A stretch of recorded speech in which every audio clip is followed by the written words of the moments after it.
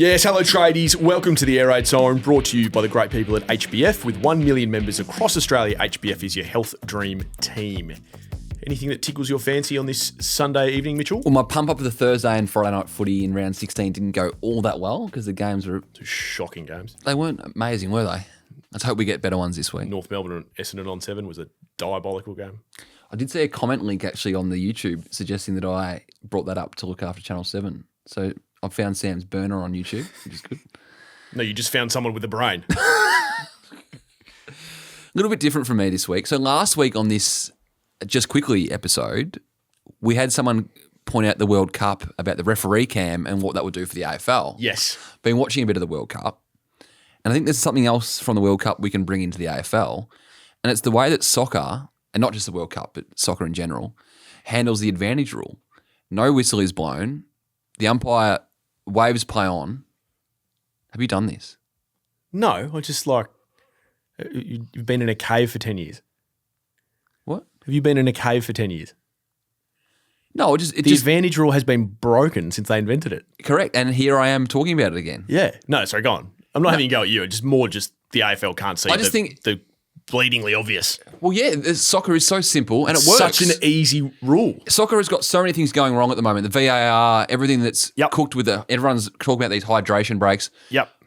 The advantage rule works. Yep. They point their arm. Yep. Everyone knows. They wait to see if the play naturally progresses. Yep. The whistle isn't blown. No. And if it's, I'm not sure if there's an actual time. It feels like 7 or 8 seconds. I don't know if there's an actual time in the rule.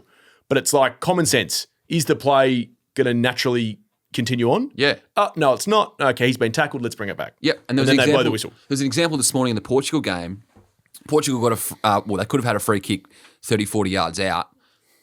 The referee called advantage or the play continued, and then Portugal still stuffed their chance. And I was waiting for Ronaldo, who was involved in it, to turn around to the ref complaining, but he actually didn't because he knew the rule that they were going to play advantage and Portugal had their chance with the ball.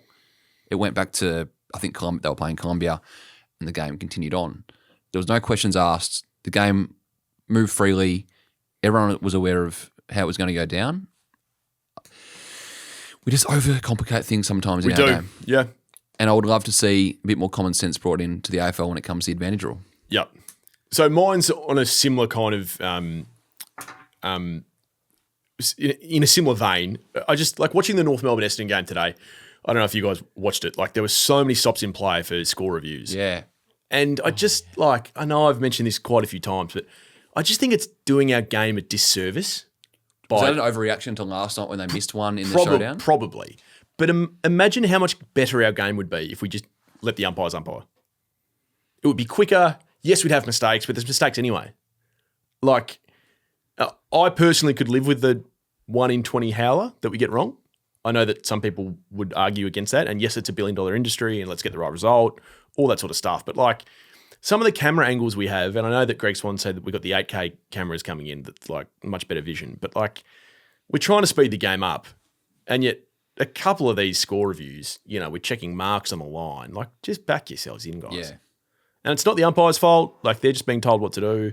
I just think the AFL overcomplicates stuff. And it's affecting the flow of the game too much for mine. And somehow that game still finished with 15 minutes before the allotted window. So it finished at 5:45. I was an early finisher. Yeah, even with all those score reviews. I was watching the game. So you guys had to pad up until we had some extra content to roll through. Yeah, that's called padding. If you're watching Channel 7 and at 5:45 and they think, shit, 15 minutes before news starts, what do we got? Better get down to Tom to do a few extra interviews. Did you see the showdown incident Saturday night? Yep. Where the ball went over the behind line, it bounced back into play. Crows essentially got a free kick and kicked a goal from the ball going back in. What about if we had the goal umpires with whistles? So he could blow the whistle and have his real imprimatur on the game. Yeah. Maybe. Just a thought I had this morning. Also, did you see the interchange infringement at 50 metres on Friday night? Yeah. I heard your question, Adam Kingsley. Oh, goodness gracious me, guys. I'd just love to know, he did well, the boundary umpire. To see it. From the angle he was on. Unbelievable. It was the right decision as the rule is written. Again, not necessarily having a go at the official. For those that missed it, Finn Callaghan went through in your words, an inch or two. Yeah, it looked To the left. to me Yeah. literally an inch or two that his boot studs were outside of the yellow line. Yeah. Mm.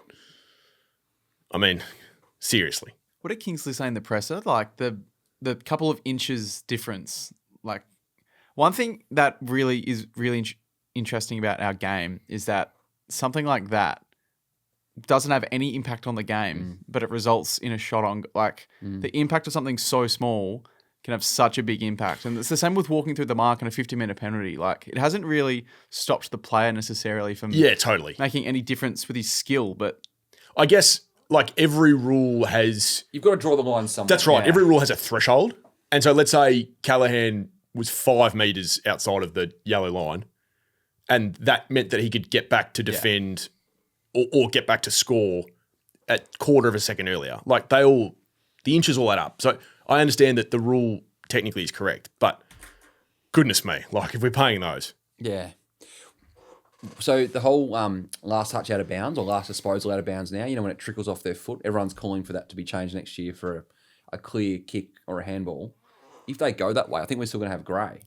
So which way do you guys think on that? So at the moment when there's a stoppage on the wing and the ball accidentally hits the back of a player's foot, trickles out over the boundary, and that's the last disposal free kick paid. Yep, because Greg Swan was on record saying we're treating it like a kick in the goal square. Yep. Like if it came off someone's boot randomly and went across the line, it's a goal. Yep. So therefore we'll treat it the same at the boundary line. Yeah. So when I watch footy, I look at that and go, geez, they're stiff there. There was one on the weekend, I think Lachie Whitfield, it just came off the back of his foot, rolled out, and Hawthorn got a free kick in the Giants game. Now, a lot of people are calling for it to be just clear-cut handballs or kicks, like, a purposeful kick off your boot. But then I'm thinking, where's the line? If it's an 8 out of 10 kick or a 4 out of 10 kick, where are you going to actually draw the line if they change that rule next year? Yeah, I think it's a good question. And for me, and I know I sound like a bit like an old grumpy man, but I just think we're changing too much. And with every change that we make, we have to make more changes, to account for the previous change. Yeah. I'd love to just let the game breathe a little bit. Because with every rule that we bring in, there will be teams of people that try to work out ways around it. Well, off the top of my head, you could make it has to be the disposal has to travel more than 5 meters. But then again, there'd be grey on, that was what's 6 5? meters. That was what's 4 4.5? meters. Yeah, exactly. Same thing. I don't mind that though. And back to your point on the threshold around, the interchange gates, the 15 metres when a player runs without taking a bounce, it really has to be 17, 18, 19, 20 metres, isn't it? Like, you don't see them paid just on 15. No, there was one last week that was just wrong. Who was the guy that Max Hall? Yeah, Max Hall.